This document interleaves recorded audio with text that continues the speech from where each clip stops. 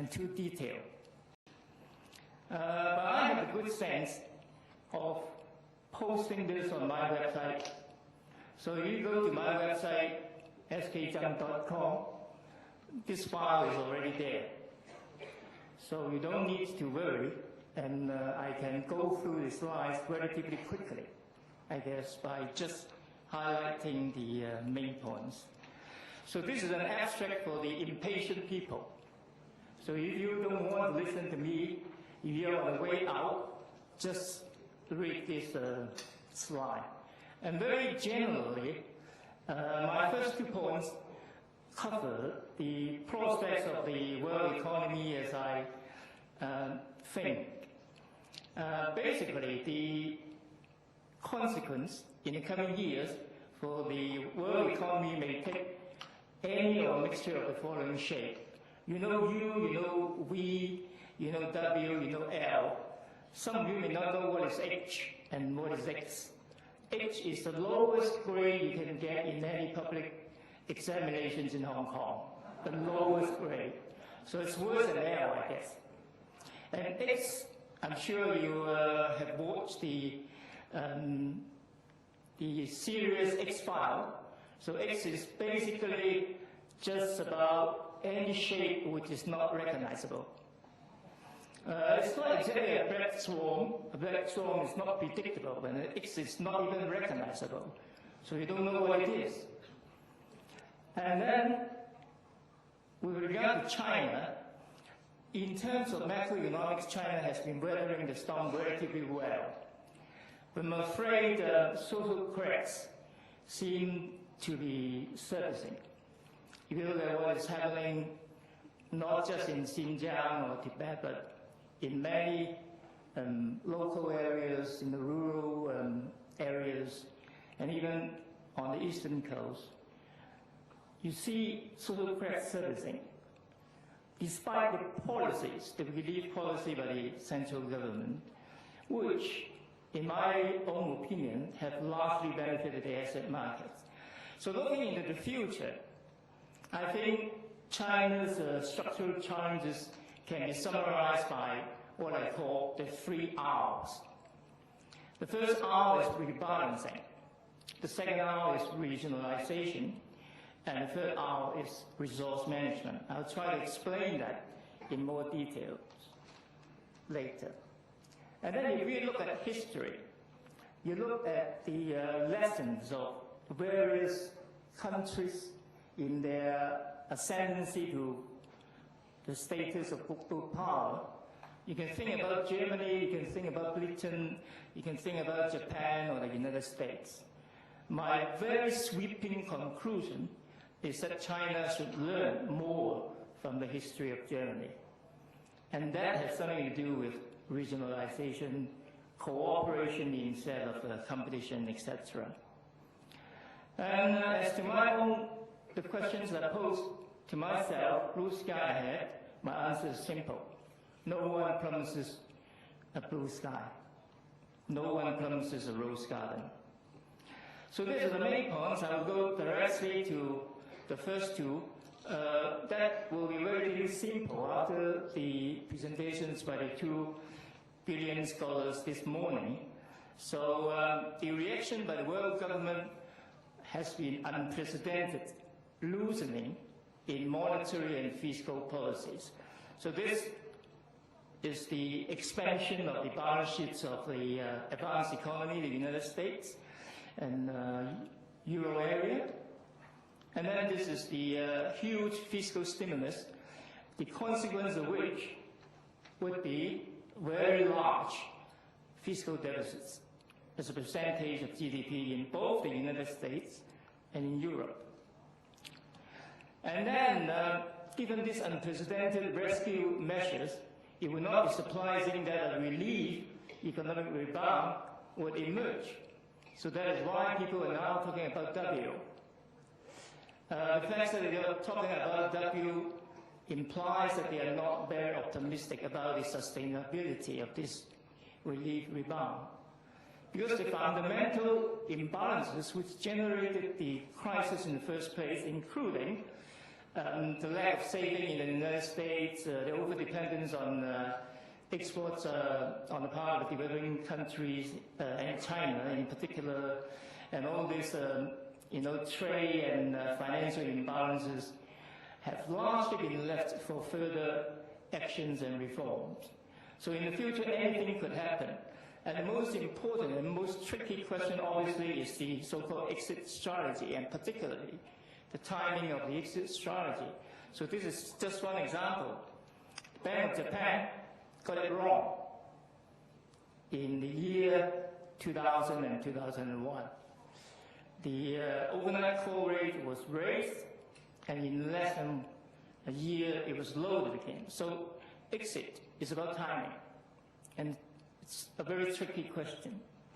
Now, as far as China is concerned, I'm sure you know the basic facts. China also resorts to monetary and fiscal loosening, and the result has not been bad in terms of GDP. First quarter growth slipped to 6.1%, not bad at all. Second quarter, almost 8%. So I agree with Mr. Lee that probably having an 8% annual growth for the whole year of 2009 wouldn't be a problem. So this is China compared with the other three members of BRIC. China obviously is doing the best, is having the best performance. But the problem is below macroeconomics, in terms of microeconomics, social cracks are emerging. And the basic reason has been a phenomenon driven by income inequality, which fails to be effectively addressed by the government. So this is some preliminary statistics. I'm just looking at the cumulative multiples between urban and rural income differentials. It's cumulative in the sense that second quarter includes the first quarter, etc. It's cumulative, right? And you can compare the first quarter of 2008 with the first quarter of 2009, as well as the second quarters in both years. You see upward trends. Upward trends means the urban average household income as a multiple of rural household income is on the increase. So it's an indication of enlarged inequalities. And the reason is not difficult to find because the financial tsunami's impact has mainly been on the migrants' labor from the inner provinces to work on the eastern coast, and they had to return home, and despite the various measures by the government to help them, back in the rural areas, back in central and western provinces, still they face problems, etc. So the future challenges, basically 3 R's. First of all, is a rebalancing of the economic structure in economic development. Mr. Lee talked about that in details. I'm going to look at it from a slightly different angle. And secondly, I want to make a distinction between internationalization and globalization. Because in the present discussion, when we talk about internationalization, we always think about globalization. 國際化等於全球化. It's not necessarily so. So internationalization can mean regionalization, and I'm going to argue that regionalization probably is a very important step that China should take. It doesn't mean that China should withdraw from the process of globalization, no, far from that. But we have to have a more general and comprehensive interpretation of the term internationalization. And finally, the lack of resources. I've been talking about the possibility of the fight for resources in the 21st century. 資源爭奪戰. That is a possibility which might become even greater after the financial crisis. I'm going to talk about that. Now, the first challenge is rebalancing. But I agree with Mr. Lee that it is easy to talk about rebalancing, that is, from export-led and investment-driven growth to, more domestic demand, propelled growth in which consumption plays a bigger role. But how do you do that?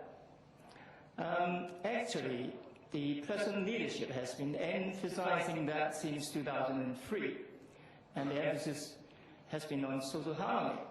But so far, the policy hasn't seemed to generate very noticeable effects. Now, the reason is, if you want to stimulate domestic demand, it involves a very long process of switching incomes and instituting institutional changes in the employment systems, in the wage system, in social security, etc., etc. Now, the world economic crisis has not made this process easier because of the fact that the impact has mainly been felt by those in the lower income groups in society. So this, if I look at the statistics, and you can refer it in more details, this is the on my PowerPoint file, and you can look at this. This is the growth rate of household income in the rural area, and this is in the urban area. You can see that the urban growth rate has consistently been higher than the rural growth rate, and this is just a repeat of the figures that I showed you earlier. So it is not easy to do so. In particular, China needs a lot of investment. China is unlike Japan because in the so-called lost decade or the lost 2 decades of Japan, the Japanese government's response includes fiscal expenditure by building a lot of infrastructure, building bridges to nowhere. That's one of the major criticisms about Japan. But Japan is a developed economy. China is not. So China still needs a lot of bridges, lots of railways and highways. So this is really a dilemma. On the one hand, China needs more investment, but on the other hand, you want to de-emphasize investment. You want to have a more balanced social structure. So this is a typical dilemma between economic consideration and social consideration. Now, one important thing I would argue is that China needs to implement political reform. And I call that term, actually I borrowed that term from the Nobel laureate Amartya Sen, that is empowerment. If you don't empower the rural areas, if you don't empower the low-income groups, you cannot institute those social changes which are required for an effective income switching process and to encourage consumption in the process. And secondly, regionalization. So I just repeat my point that internationalization is not equivalent to globalization. It can take many forms, bilateral or multilateral regionalization, or globalization under an overarching worldwide institution, like the IMF, like the World Bank, etc. But we don't need just globalization. We can have many, many other forms of regionalization, whether bilateral or multilateral. So I don't think China should continue to participate in a US-led globalization process in a simple-minded way. I understand that the two distinguished speakers this morning also talk about regionalization, decoupling, etc., etc. I wasn't here in the morning, but I would fully endorse that viewpoint. So this is just a history about globalization. Actually, globalization shows very drastic historical swing. So I just quote several scholars here. This is international trade as a percentage of world GDP since 1980. This is international investment. You see big historical swings and waves. So it's not a linear process. There is no such a theory in history that globalization is an upward trend and it will cry forever upwards. No such thing. And then a strange phenomenon is that in recent years, regional trade agreements, RTAs, are rising rapidly. So I just quote all these statistics, actually from WTO. And the WTO is so concerned about the rise of these regional trade blocks, regional investment agreements, whatever, and it has an article on its own website, Regionalism, Friends or Rivals, of course, to globalization. So whether regionalization is consistent with globalization, the WTO is asking that question itself. So what I think China should do is to be walking on two legs. On the one hand, China should, of course, continue to participate in the globalization process, but on the other hand, the country shouldn't pin all its hopes on global organizations. And the ASEAN 10+3 BRIC agreements and the increasing bilateral trade and financial agreements between China and various countries and territories, I think is a very good start. And again, I emphasize it's not an either-or choice, it's a shift in emphasis. So here are some statistics about the top trading partners for China in the past 10 years. In 1999, if you add EU, USA, and Japan, the three largest trading partners of China, together their share is about 50%, the top three figures. And for the first 8 months of this year, the sum of the three figures was only about 40%. So it was a reduction of 40%, of 10% within 10 years. That is not a bad progress at all. And then China is doing a lot more trade with BRICS, with Australia, etc. And the last factor, that is resource constraint. And this, I think, is going to be China's Achilles heel, because this is going to be the most severe constraint that China faces in its rise to a global power, quote unquote.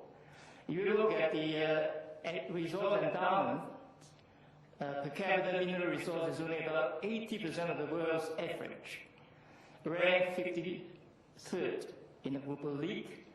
Per capita arable land is only about 30%, water is about 1/4, and highly unevenly distributed. Even the coal, China should be a very important, coal power, but yet its per capita coal endowment is only about 55% of the world's average, and not to mention about oil and natural gas. So it's a horror story for a rising dragon. So how do we deal with that? And if you look at the CRB index, you can see a sharp spike in 2008. Obviously, there was a lot of speculation there, but the fact that China was a rising dragon, China was sucking up all the resources from all over the world, was one of the excuses at least traders used to push up the prices of commodities. Although, the financial tsunami sort of depressed the index quite significantly, but it's now on the rebound. So an integrative historical summary, how do we sum up, how do we integrate the three R's? I think the three R's are interconnected, and it's something to do with China's rise in a multipolar world in the post-crisis situation. If you look at the thing from a geopolitical dimension, from a geopolitical angle, So this is a map taken from a university in the United States. So China is geopolitically surrounded.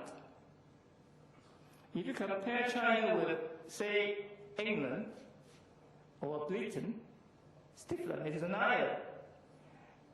Japan, the same. So in global ascendancy of Britain, Great Britain, and Japan, when they ran out of resources, when their development arrived at a point that they need much more resources, Britain used the so-called island strategy, that is colonialism. So Britain colonized many parts of the world and get resources from India, from Africa, from many other underdeveloped parts of the world. And Japan even participated in a world war by invading China. What about Germany? Germany under Bismarck, and then in the first half of the 20th century, tried to break out. Germany is almost like China, surrounded.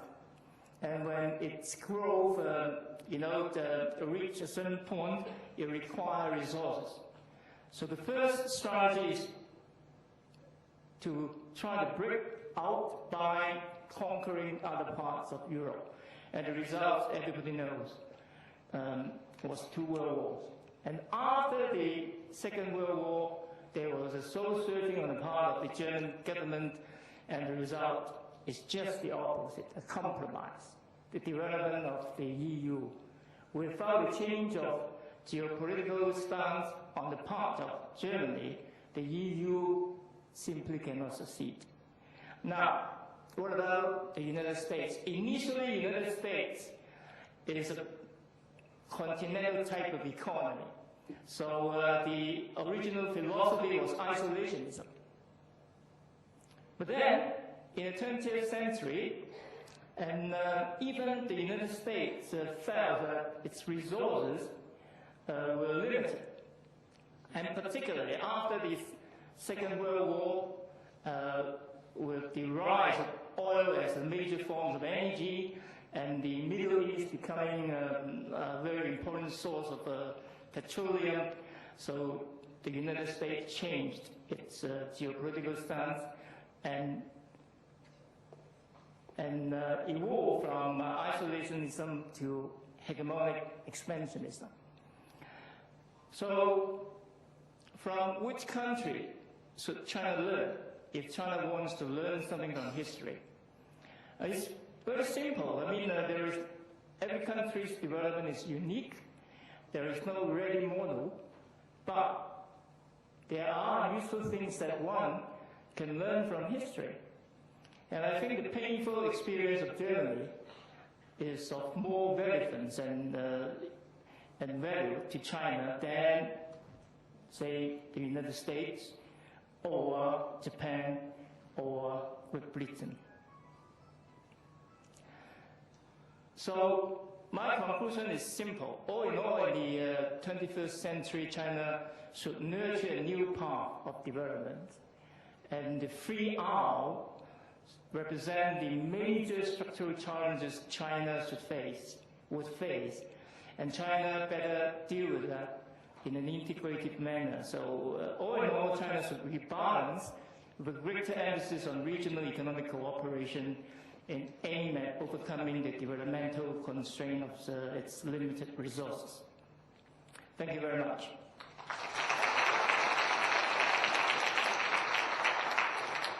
Thank you.